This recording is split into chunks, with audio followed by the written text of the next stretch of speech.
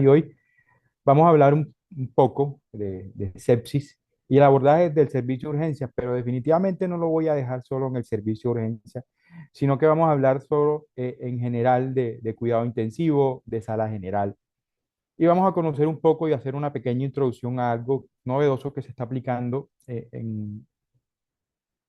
se llama código sepsis. El código sepsis son estrategias para implementación del cuidado estandarizado en pacientes con sospecha de sepsis.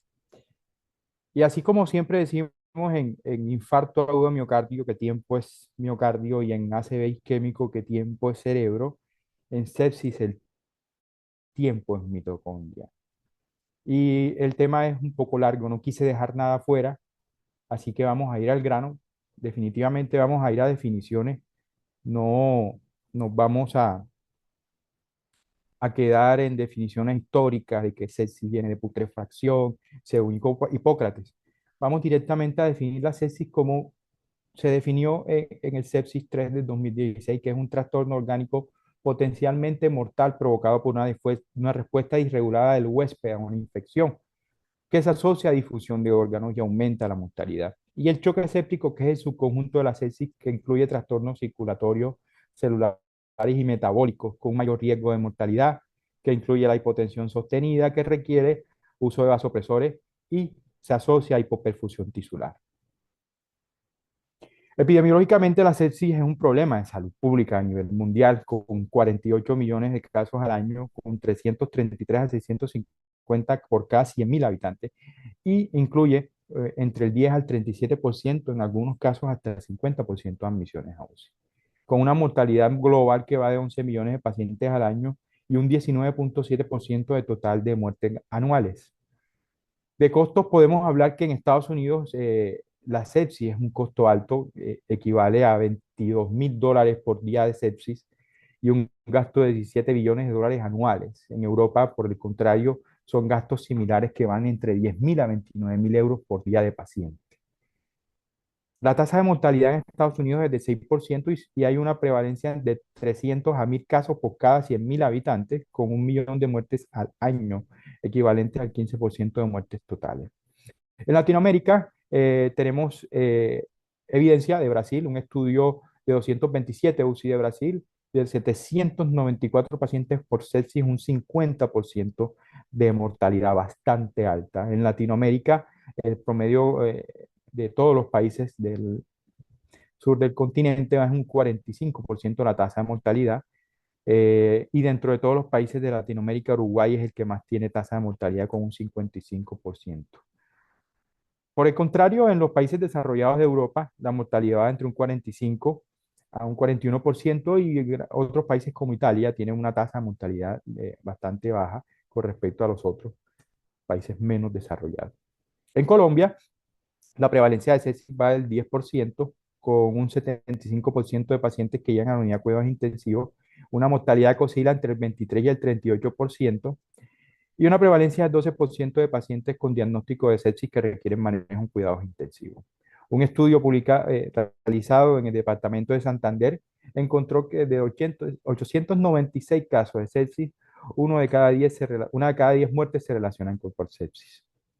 El estudio de epidemiología de sepsis en las unidades de cuidados intensivos a nivel Colombia encontró que la causa principal de infecciones asociadas a sepsis es la infección intraabdominal. Después, como le sigue en segundo lugar la neumonía adquirida en el hospital, en tercer lugar la neumonía adquirida en la comunidad, la infección de vías urinarias correspondientemente. ¿Ok? Como lo dije, las infecciones intraabdominales marcaban la pauta en ese tiempo, aproximadamente de 2009 a 2011, la neumonía nosocomial como segundo y la neumonía extrahospitalaria como tercero.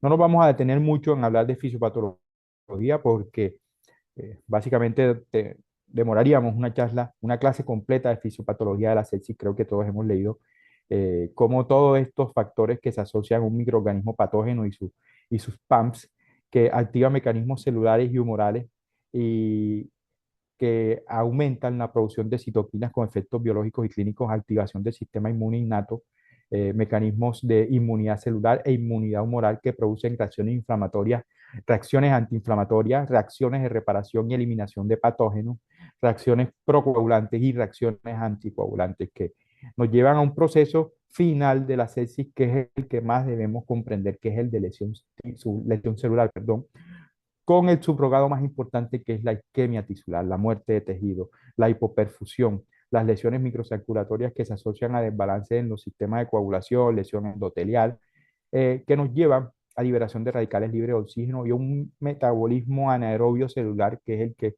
nos lleva al desenlace final de la sepsis.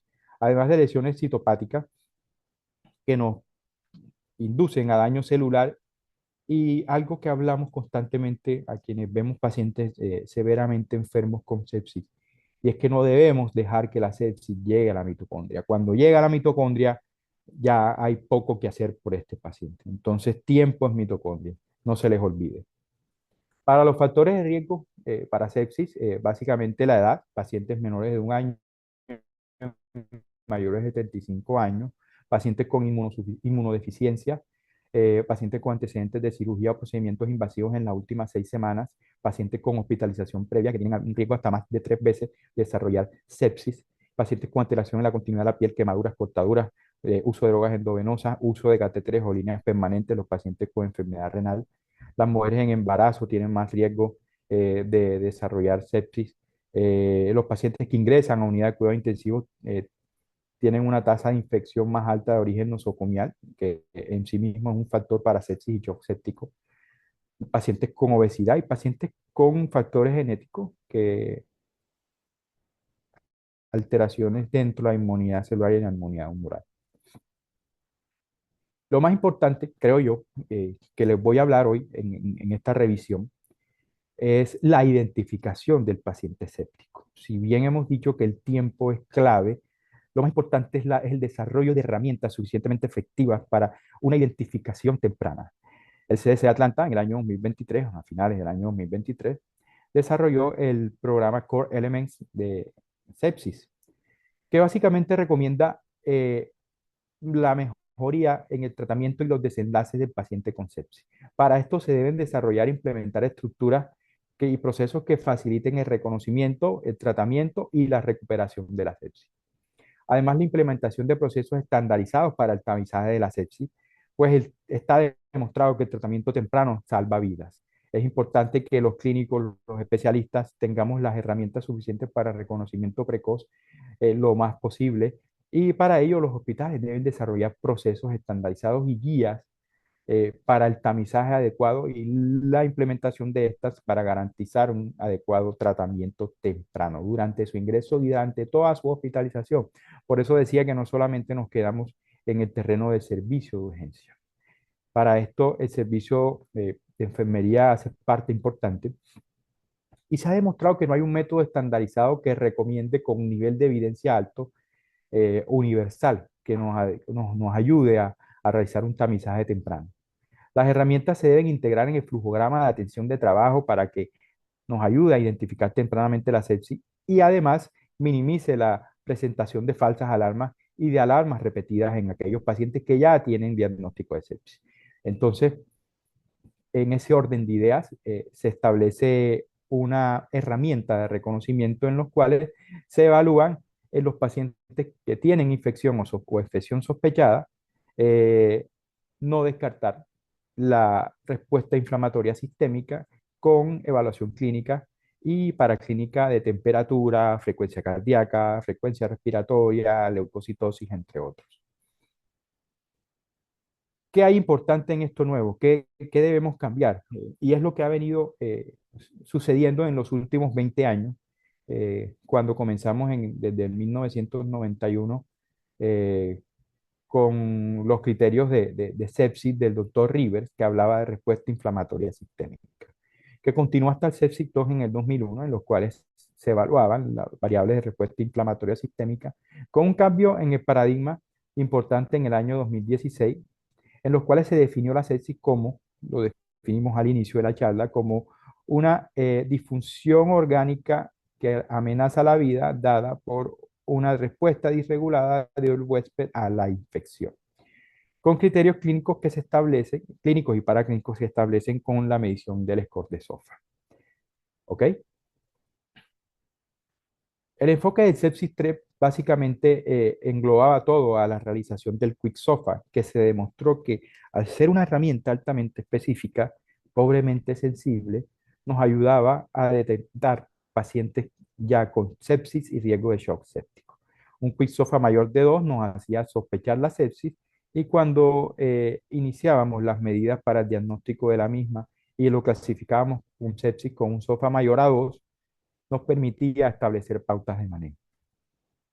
Si bien todo esto era lo que se hacía a partir del año 2016 y muchos seguimos haciéndolo, eh, la campaña Sobreviviendo la sepsis con un update del 2021 recomienda fuertemente la implementación de programas para sepsis, incluyendo el tamizaje de los pacientes. ¿Ok?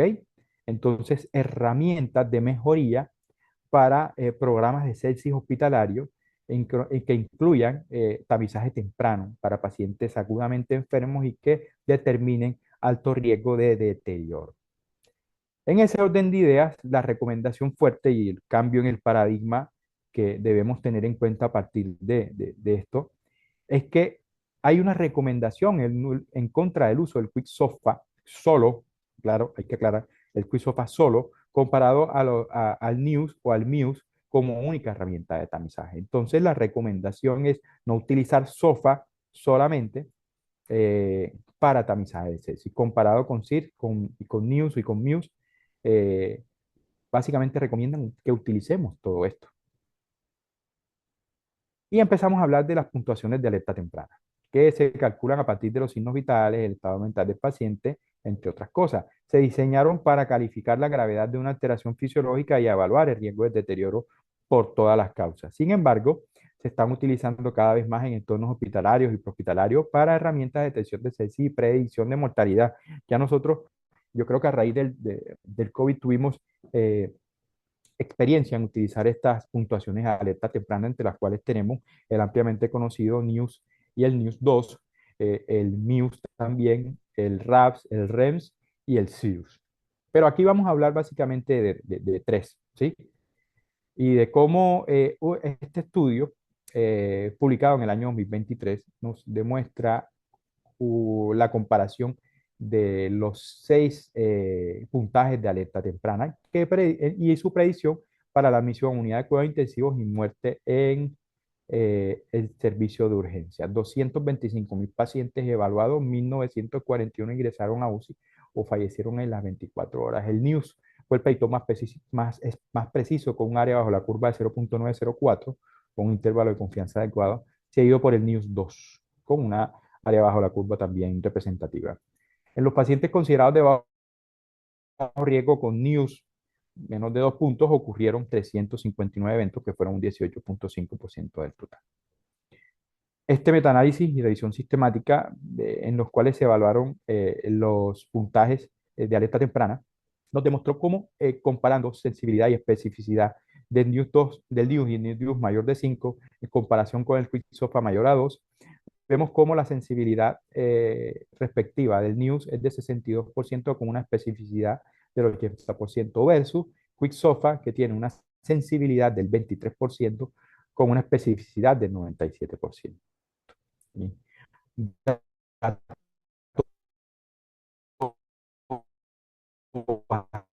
Bastante interesante que nos demuestra que el quick no nos permite identificar tempranamente los pacientes que están en riesgo. Lo mismo sucede con la evaluación del News 2 versus el CIRS. El CIRS, al ser, por el contrario, diferente al QuickSOFA, una herramienta altamente sensible con poco especificidad, se asocia a mayor utilización de alertas tempranas y de falsas alarmas. Pues cerca del 50% de los pacientes hospitalizados cumplirán con criterios de CIRS, al menos durante una vez en su hospitalización, a tener una baja especificidad. Esto lleva a un aumento de alertas tempranas, como lo dije anteriormente, y aunque ningún sistema de puntuación sea altamente sensible y específico, los sistemas de alerta, sistemas de puntaje de alerta temprana tienen valores equivalentes en la mayoría de las medidas de precisión diagnóstica en comparación de QuickSOFA, de CIRS y QuickSOFA. La escala de News 2, eh, evaluamos frecuencia respiratoria, saturación de oxígeno, requerimiento de oxígeno suplementario, tensión arterial sistólica, frecuencia cardíaca, nivel de conciencia y temperatura. Con clasificación de riesgo bajo medio, riesgo intermedio y riesgo alto en los pacientes con NIUS 2 mayor a 7. La guía NICE de 2024 de sospecha de sepsis, reconocimiento, diagnóstico y manejo temprano, recomienda la utilización de un triaje de alta calidad. Este triaje de alta calidad puede ser inicialmente realizado por el servicio de enfermería. El triaje de alta calidad tiene tres pilares importantes que son el motivo de consulta, que ya va asociado a síntomas sugestivos de infección, alteración del estado mental, disnea, dolor abdominal, cefalea, síntomas urinarios, fiebre. Los antecedentes del paciente, que son factores de riesgo, inmunocompromiso, procedimientos invasivos, dispositivos invasivos. El aspecto de la piel, que más adelante lo vamos a hablar, que es el moteado ceniza, el llenado capilar prolongado y la cianosis. Cuando hacemos el test de alta calidad en el primer contacto del paciente, esto nos va a permitir realizar el cálculo de NIUS 2 y en los cuales vamos a clasificar el paciente teniendo en cuenta este puntaje. El puntaje mayor de NIUS 2 mayor a 9, ese es un puntaje que nos demuestra que hay un alto riesgo no solamente de sepsis, sino de shock séptico. Y este paciente debe ser llevado a salas de reanimación y va a requerir un monitoreo continuo. Y vamos a activar inmediatamente el código sepsis, en los cuales vamos a evaluar los criterios de SOFA, el estado de perfusión, los signos vitales, la presión arterial sistémica. En los pacientes con puntaje alto entre 7 y 9 van a requerir una revaloración horaria con evaluación de shock séptico, con medición de la tensión arterial sistólica, la tensión arterial media, evaluación de alteración del estado mental, llenado capilar y una medición de un lactato, el cual, si es mayor de 2, nos va a llevar al diagnóstico de shock séptico. Además, vamos a evaluar los criterios de SIRS y vamos a determinar si hay riesgo de sepsis. Y en ese momento también activamos el código sepsis, ¿vale? En los pacientes que tienen puntajes intermedios abajo, con NIUS 2 entre 5 y 7, se van a revalorar cada 2 horas eh, sus signos vitales y los criterios de SIRS. Y en los pacientes que tienen un NIUS 2 menor, entre 0 y 4, se reevalúan cada 12 o cada 6 horas y se trata, son pacientes que tienen infección pero que no cumplen con criterios de sospecha de sepsis ni de sepsis, y en los cuales vamos a tratar la condición infecciosa hasta ahí. ¿Vale? Después de que activamos el código sepsis, lo que vamos a determinar son los criterios de SOFA, con evaluación de gasto urinario, medición de bilirrubina, medición de hemograma con plaqueta, tiempo de coagulación y la evaluación del lactato, que es muy importante. Entonces ya supimos identificar la sepsis, ya hicimos el triaje de alta calidad, hicimos una clasificación con el NIUS 2 y vamos a implementar la alerta temprana y la activación de un código sepsis. ¿Qué hacemos en la activación del código sepsis? Vamos a empezar todas las medidas que se requieren. Y vamos a hablar un poco del diagnóstico de sepsis. ¿Es realmente importante el diagnóstico temprano? Pues claro que es importante. Y este es el algoritmo del abordaje diagnóstico de la clínica de la Universidad de La Sabana, un grupo de investigación que están trabajando arduamente en el desarrollo del código sepsis con la implementación de un texto y educación continuada. Ellos son los que actualmente tienen publicaciones al respecto con evaluación de criterios de NIUS 2 validados para su población a 2.600 metros sobre el nivel del mar. Básicamente se hace la evaluación de triaje con el NIUS 2. Vamos a hablar que los pacientes que tienen un NIUS mayor a 9 se trasladan a salas de reanimación y se inicia el código sepsis si tenemos sospecha. ¿Ok? En los pacientes con riesgo intermedio, revisamos criterios de CIR, QuickSOFA, lactato, historia clínica, y si todo está positivo, asociado a una sospecha de infección, activamos el código sepsis. Si está todo negativo y tenemos puntajes bajos, pues determinamos si se egresa paciente, si se observa o si se hospitaliza. ¿Ok? En ese orden de ideas, evaluando el tiempo para el diagnóstico de la sepsis, hay un estudio publicado en 2013 en el New England Journal en el cual se evaluó la implementación de un paquete de sepsis de 3 horas que se utilizó para evaluar la utilidad de un diagnóstico y tratamiento temprano. ¿Ok? Eso se evaluaron en un bundle de 3 horas de pacientes, 50.000 pacientes en 149 hospitales, el 82,5% cumplieron el paquete de 3 horas, que incluía la administración, la relación de hemocultivos antes de la administración del antibiótico, la medición del lactato sérico y la administración del antibiótico. Y en las gráficas vemos cómo la implementación del bundle en las 3 primeras horas se asoció a menor tasa de mortalidad y que incluía la administración de antibióticos, que más adelante vamos a hablar de eso también. Y si nos damos cuenta, la utilización de bolos de cristaloides definitivamente no tuvo impacto en mortalidad. ¿Qué debemos hacer en los primeros 45 minutos? Examen físico, exploración física y dirigidas a identificar el foco infeccioso, realizar hemograma y bioquímica completa, PCR, electrolitos, en caso de considerarse necesario dímero D, troponina, procalcitonina, entre otros. La medición del lactato sérico inmediatamente en los pacientes que se sospecha de la sepsis, evaluar el tiempo de llenado capilar, la realización de gases arteriales con bicarbonato y evaluación de estado ácido-base, análisis de orina si hay foco urinario o si se sospecha foco urinario o si no tenemos evidencia de foco urinario. La realización de cultivos en sangre periférica, más adelante vamos a hablar cómo van a ser y qué tipo de cultivos vamos a realizar, electrocardiograma si así lo requiera, e imágenes diagnósticas que nos ayudan a diagnosticar el sitio de infección, por ejemplo, radiografía de tórax, ecografía, TAC de tórax, TAC de abdomen. Entonces diagnostiquemos el choque séptico en los primeros 40 a 60 minutos. Evaluamos la perfusión tisular, evaluamos la presión arterial media y definir si está menor a 65 milímetros de mercurio, evaluar el llenado capilar, tomar niveles de lactato, detectar acidosis metabólica. Iniciamos la reanimación en las primeras 60 minutos y también podemos utilizar las medidas dinámicas en el contexto de choque para evaluar la respuesta a líquidos, que son las que mejor tienen evidencia y más adelante lo vamos a hablar. Cuando la severidad de la enfermedad progresa al choque séptico, podemos encontrar signos clínicos, las ventanas de la sepsis. Tenemos cianosis, retardo en el llenado capilar, la frialdad tisular, insuficiencia renal con difusión orgánica de oliguria, disminución de la rata urinaria menor de 0,5 mililitros kilo hora, alteración del patrón respiratorio, alteración del estado mental. Todos conocemos todo esto.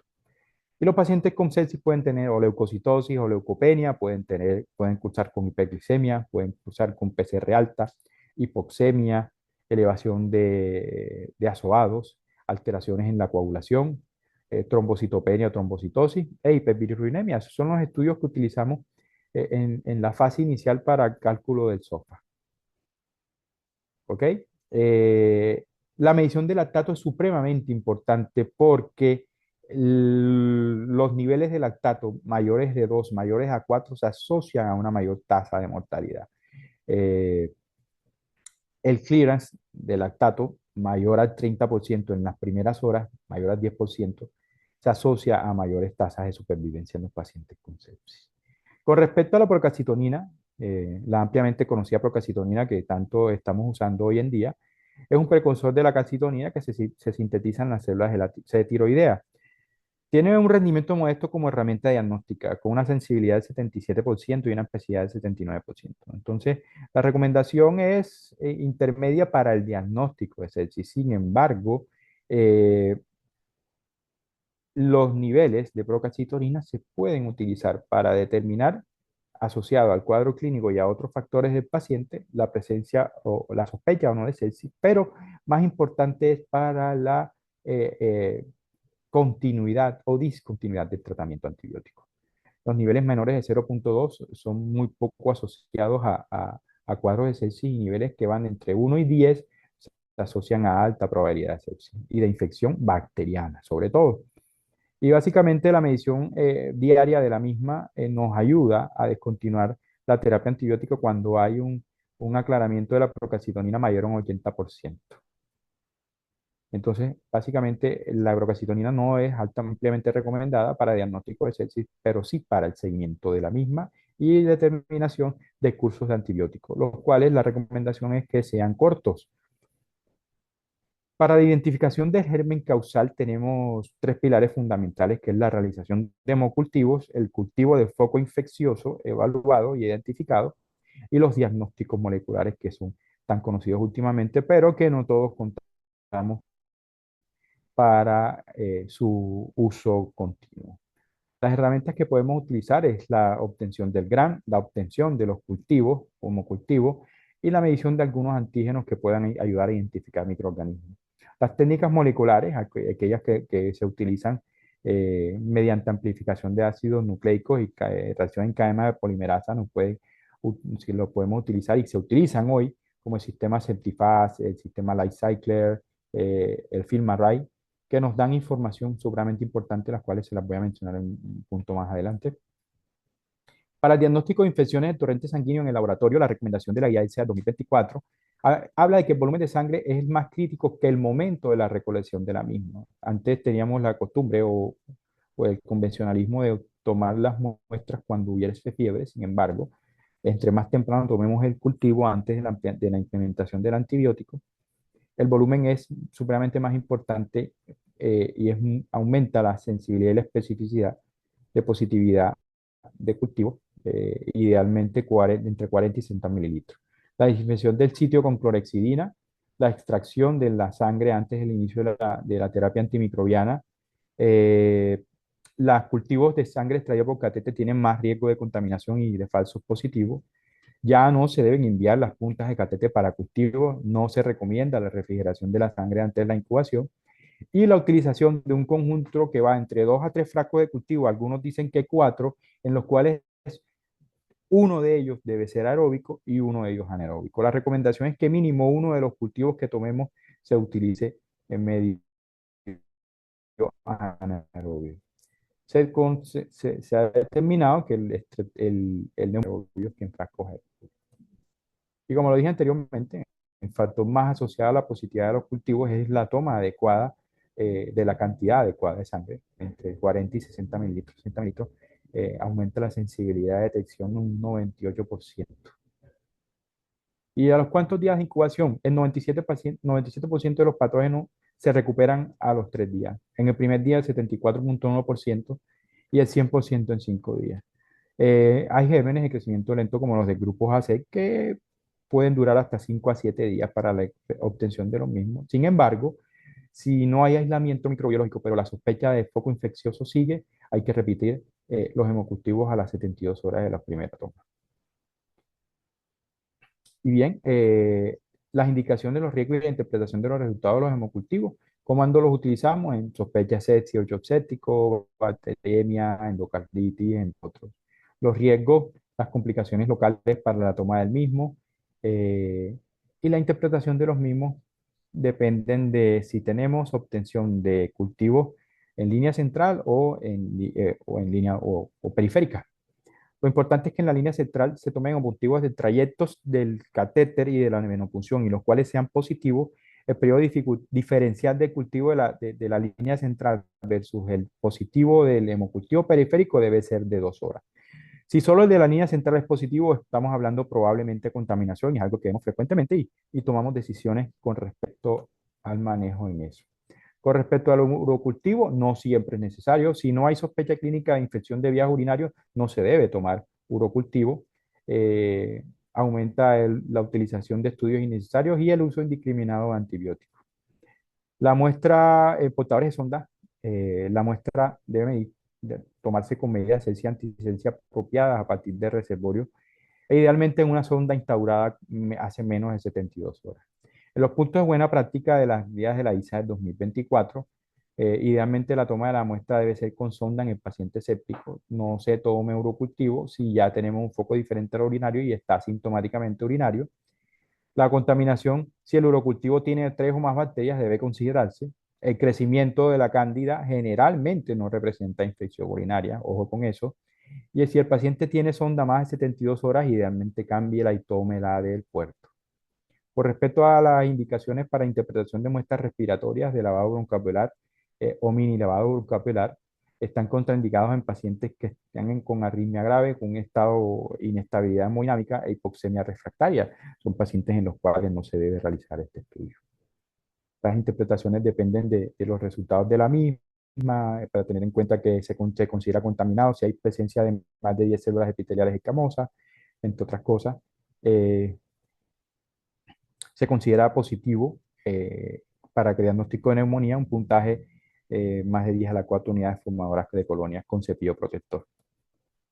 Para la toma de muestras de piel y tejidos blandos, se recomienda la asepsia y la antisepsia de quien toma la muestra, limpiar la superficie con alcohol al 70% y realizar infiltraciones con lidocaína, aspirar pujo fluido si es posible y transportarlo en jeringa y colocarlo en un vial de transporte anaeróbico.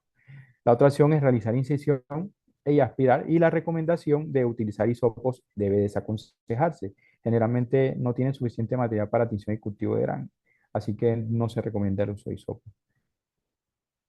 Con respecto a, a las pruebas moleculares como FilmArray y Bio5, tienen una sensibilidad del 97% y una especificidad del 99% del sepsis, con identificación de bacterias gérmenes gram positivos, gram negativos, y aislamiento o diagnóstico de genes asociados a resistencia bacteriana. Estas pruebas deben ser complementarias a la toma del cultivo y por lo general tienen un promedio de resultados en 3 horas. Así que en 3 horas podemos tener eh, aislamiento bacteriano, aislamiento de hongo y expresión de genes de resistencia. Eso nos ayuda a tomar decisiones más adecuadas para el inicio de terapia antimicrobiana tempranamente, en las primeras 3 horas. Para neumonía tienen una sensibilidad bastante alta para la broncoalveolar y para toma de esputo, y una sensibilidad y una especificidad en neumonía nosocomial del 85% y una especificidad del 92%, y para neumonía asociada al ventilador del 40% la sensibilidad y la especificidad del 94%. El FilmArray o el panel respiratorio también incluye bacterias atípicas y virus respiratorios con también demostraciones de genes de resistencia antibiótica. Para meningitis también, la muestra debe realizarse a partir de líquido cefalorraquídeo y como se escribe en la tabla, el rendimiento diagnóstico puede ser subóptimo en algunos patógenos con una sensibilidad un poquito más baja, pero con una especificidad bastante alta. No reemplaza al cultivo bacteriano, ni a las PCR únicas para virus, ni al antígeno para criptococos SPP. La sugerencia para las indicaciones de la misma, el panel múltiple de sepsis en pacientes con sepsis y bacteremia, para el panel gastrointestinal en pacientes con enfermedad diarreica aguda e inestabilidad hemodinámica, para neumonía en pacientes con diagnóstico de neumonía severa, con requerimiento de soporte ventilatorio, con diagnóstico de neumonía severa que progresa a falla ventilatoria choque séptico. Para el sistema nervioso central, todo paciente con sospecha de neuroinfección, la sugerencia es la indicación de utilizar el PCR múltiple del sistema nervioso central.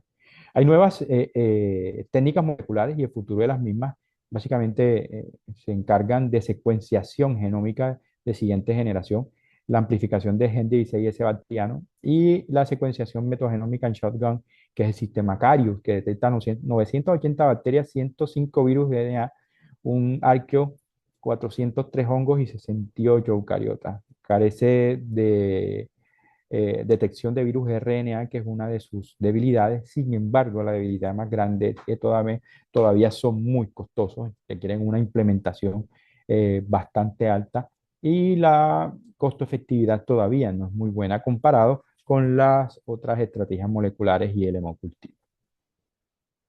Entonces, en la primera hora, ¿qué hacemos? Identificamos la sepsis y identificamos el choque. Tomamos laboratorios para SOFA y tomamos hemocultivo. Tomamos los cultivos dirigidos al foco o panel respiratorio, si así lo requiera, gases arteriales con lactato, evaluamos respuesta a fluido. En las primeras 6 horas podemos utilizar la herramienta de POCUS e imágenes y toma de cultivos o paneles que requieran procedimientos, ya sea punción lumbar para líquido cefalorraquídeo, toma de muestras para infección intraabdominal, prueba de muestra para piel y tejido blando. Ya saben, en las primeras horas no hay que esperar a que el paciente se estabilice para intervenir. En el caso de los pacientes con sepsis que requieran intervenciones quirúrgicas. Con respecto al tratamiento, ¿qué hago con mi paciente de sepsis? Ya activamos el código sepsis con el triaje de alta calidad, ya tomamos todos los estudios. ¿Qué hacemos con esto? ¿Qué hacemos con el paciente? Tenemos que activar el código sepsis, ¿sí? Como hablamos anteriormente, tiempo es mitocondria. Así como tenemos protocolos para código IAM, tenemos que determinar el código sepsis, en los cuales vamos a evaluar infección, evaluación clínica, compromiso órgano blanco, requerimiento de oxígeno, cultivo, antibiótico. Y la terapia guiada por objetivos, que fue la que nos implementó en el primer sepsis, en el sepsis uno, el doctor Rivers, en los cuales nos guiábamos por los objetivos recomendados de la guía. Si bien antes de eso no había nada, la, la terapia guiada por objetivos redujo un 16% la mortalidad global en los pacientes con sepsis. Pero la trilogía de la sepsis que se encarga, que son los tres estudios principales, el PROCESS, el ARISE y el PROMISE, determinaron que la estrategia de reanimación guiada por objetivos versus la estrategia de resucitación o atención a la cabecera del paciente tienen igual morbimortalidad, pero con un mayor uso de recursos en la terapia guiada por objetivos. ¿Ok? Sin embargo, la recomendación sigue siendo igual. Para el abordaje inicial de un paciente con sepsis se debe enfocar un tratamiento en los cuales vamos a tener objetivos claros que deben incluir la reanimación hídrica temprana, la implementación de una terapia antibiótica adecuada, que debe ser de amplio espectro, iniciada en la primera hora, no me canso de repetirlo, el drenaje de infección, el monitoreo continuo, las medidas específicas que según lo requieran, transfusiones, ventilación mecánica, entre otras, y medidas de soporte. Tenemos tiempos que debemos determinar. Las primeras 24 horas son cruciales. Entre la 48 y las 72 horas debemos determinar curso de acción con respecto a los antibióticos y los primeros 10 días son básicamente de seguimiento. En el tiempo cero, que es el tiempo de presentación, lo que hacemos es realizar un triaje y lo más importante es el primer contacto con el paciente para incluir una evaluación completa que nos permite identificar el paciente con sepsis. En la primera hora, la recomendación de la guía Surviving Sepsis del 2021, el paquete de la primera hora o la hora de oro, nos indica la medición de un lactato sérico, el tener cultivos antes de la administración de antibióticos, ojo, todo dentro de la primera hora, administrar antibióticos de amplio espectro, la implementación del bolo de fluidoterapia de 30 cc por kilo, si hay hipotensión o lactato sérico mayor a 4, y aplicar vasopresores si hay respuesta hipotensiva persistente a pesar de la resucitación con fluidoterapia y que se mantengan las presiones arteriales medias por debajo de 65 milímetros de mercurio. Y también un control con medición constante del lactato después de la primera hora. Con respecto a la fluidoterapia, la recomendación de la guía es en pacientes que tengan hipoperfusión inducida por sepsis, implementar a menos 30 cc por kilo de cristaloides intravenosos dentro de las primeras 3 horas, dentro de la primera hora. Para eso, vamos a evaluar la respuesta a volumen. Hay muchas estrategias, pero la más novedosa y la que más se viene hablando en los últimos años es la elevación pasiva de las piernas, ojo, la cual se debe hacer con monitoreo hemodinámico mínimamente invasivo y cálculo del gasto cardíaco. Tiene una sensibilidad del 86% y una especificidad del 92% para evaluar la respuesta a fluido. Con esto vamos a determinar qué paciente nos responde a fluidoterapia y quiénes pacientes no responden a fluidoterapia, en los cuales vamos a tener que tomar la decisión de utilizar vasopresores. Para la hipotensión inducida por sepsis con lactato mayor a 4, la recomendación es en los pacientes teniendo en cuenta si tienen alto requerimiento de oxígeno o si no tienen alto requerimiento de oxígeno o si están en paciente con lesión renal, con hemodiálisis o falla cardíaca, la recomendación sigue siendo la infusión rápida de 30 cc por kilo en pacientes ventilados o no ventilados. Ojo, hay que evaluar constantemente el requerimiento de oxígeno para determinar la continuidad o la no continuidad de estos bolos de cristaloides. ¿Ok? ¿Qué vamos a utilizar? ¿Qué líquido vamos a utilizar? Bueno, la guía, la recomendación, después de múltiples estudios, los que se asociaron a mayor reducción de mortalidad son los cristaloides balanceados versus los no balanceados. Entonces, ya que decidimos utilizar líquidos, ¿qué vamos a utilizar? Vamos a utilizar cristaloides balanceados. Los coloides no se recomiendan, aumentaron mortalidad en sepsis, así que, así como el hidroxietil starch, pasaron a un segundo plano, pasaron al cementerio de las intervenciones en sepsis. Es importante para la fluidoterapia determinar y evitar la sobrecarga hídrica. Por eso es importante no negar fluidoterapia al paciente con sepsis, pero sí evaluar constantemente la sobrecarga hídrica, pues se ha demostrado que los balances hídricos mayores a 5.000 en los primeros 5 días se asocian a mayores tasas de mortalidad. Sin embargo, esto no nos debe, eh, en el paciente con sepsis, no nos debe quitar la intención de mejorar el compartimiento intravascular con fluido, pero sí teniendo en cuenta los datos de sobrecarga. Ya sabemos que aumenta la mortalidad por todas las causas en estos pacientes. El uso de vasopresores, la guía sobreviviendo la sepsis, el bundle, el update de 2021 nos recomienda noradrenalina iniciar a dosis de infusión de 0.04 microgramos kilo minuto, que se puede utilizar a esta dosis por vía periférica, es segura, ya no necesariamente necesitamos una línea central para el inicio de la noradrenalina, más bien determinar la implementación de catéteres de flujo central si se requiere para mantener unas metas de perfusión que van una presión arterial sistólica mayor a 90, una presión arterial media de 65, una saturación venosa central de 70%, una diuresis de 0,5 cc kilo y una depuración del lactato mayor al 10% en la primera hora, un 30% en las siguientes 6 horas, que se asociaron a menores tasas de mortalidad en sepsis. La vasopresina, que es la pareja de la noradrenalina, cada vez más se recomienda iniciarla cuando la dosis de norepinefrina es alta, entre 0.25 a 0.5 microgramos por kilo. Los estudios la validan. El estudio Vanish encontró que no hay diferencias significativas en la mortalidad de 28 días entre la vasopresina y la norepinefrina. El estudio VAST, que fue bastante novedoso y bastante interesante, nos demostró que no hay diferencias en la mortalidad de 28 días en ambos grupos, noradrenalina sola a noradrenalina con vasopresina. Y en los pacientes con choque no tan severo, que requieren dosis de norepinefrina baja, la adición de vasopresina mejoró la supervivencia hasta un 35.7%. No hablo de la dopamina porque definitivamente los estudios estuvieron en contra de la utilización de la misma por el aumento de las arritmias cardíacas. Para el uso de inotrópico, se recomienda en los pacientes que persisten con hipoperfusión a pesar de un adecuado estado de volumen intravascular y que tienen presión arterial en meta. El más comúnmente usado son, según la guía, es la dobutamina y la epinefrina.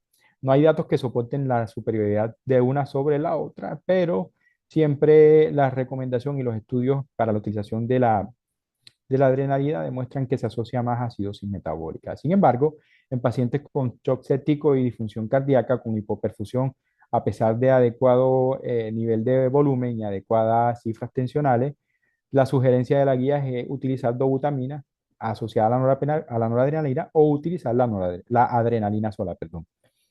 Y la recomendación también va en contra del uso de levosimendan en estos pacientes. ¿Okay? El tan controvertido azul de metileno en shock séptico, que tiene bastante evidencia, bastante discutida en pacientes con postoperatorio de cirugía cardíaca, se demostró que en pacientes comórbidos con enfermedades graves y shock séptico hay un nivel de evidencia bajo que demuestra que reduce la mortalidad a corto plazo, la duración de tiempo de vasopresores y la duración de la hospitalización. Sin embargo, se necesitan ensayos aleatorizados que evalúen la eficacia del azul de metileno en shock séptico. Los corticoides no se recomiendan para tratar shock séptico si el paciente ha tenido una adecuada respuesta a fluidoterapia y a vasopresores. Sin embargo, si la respuesta es nula y hay shock refractario a pesar de adecuado volumen y adecuada dosis de soporte vasopresor dual, la recomendación es utilizar hidrocortisona a dosis de 200 miligramos por kilo, evaluado por estudio publicado en marzo de 2018 en pacientes con shock séptico, con un impacto discutible en mortalidad. Ya llegamos a lo más importante de todo esto, es el inicio de antibiótico. ¿Qué vamos a hacer con la antibioticoterapia? La antibioticoterapia debe ser utilizada idealmente en la primera hora en los pacientes con alto riesgo de sepsis o choque séptico, e idealmente en las primeras 3 horas en pacientes con riesgo bajo o riesgo intermedio de sepsis. Por eso es tan importante la identificación temprana y el diagnóstico temprano de sepsis, y debe hacerse concomitantemente con la toma de los paraclínicos y eh, toma de cultivos previamente. ¿Cuándo se debe iniciar? Tan pronto como sea prudente. Sin embargo, hay que tener en cuenta muchas cosas para ver qué antibiótico vamos a utilizar. El tratamiento debe estar evaluado multidimensionalmente, basado en el comportamiento clínico y epidemiológico de tu institución y de tu zona. Además, debe ser constantemente evaluado por el grupo de PROA o o stewardship de antibióticos. Y la recomendación es cursos cortos, entre 7 y 10 días eh, para tratamiento antibiótico. El retraso de la administración de los antibióticos desde el inicio de la hipotensión demuestra un aumento en la mortalidad que aumenta hasta más de 50% en las primeras 6 horas y un 74% en las siguientes 9 a 12 horas. Esto está demostrado en este metaanálisis publicado en Critical Care Medicine en el año 2015, donde los ratios los odds ratio de mortalidad aumentan considerablemente cuando pasamos de las primeras 6 horas de administración de antibióticos. En conclusión, la identificación y diagnóstico temprano son los que aseguran la supervivencia de los pacientes de sepsis. Los antibióticos deben iniciarse en la primera hora. Los líquidos siguen siendo los cristaloides, principalmente las soluciones balanceadas. En cuanto a líquidos, que es una de las discusiones más grandes en sepsis, es ni más ni menos, debe ser lo justo. La consideración de utilización de noradina más vasopresina avalada por estudios recientes como el BAST nos demuestran que son una muy buena pareja y la recomendación hoy por hoy es utilizar más tempranamente la vasopresina, así que debe ser considerado.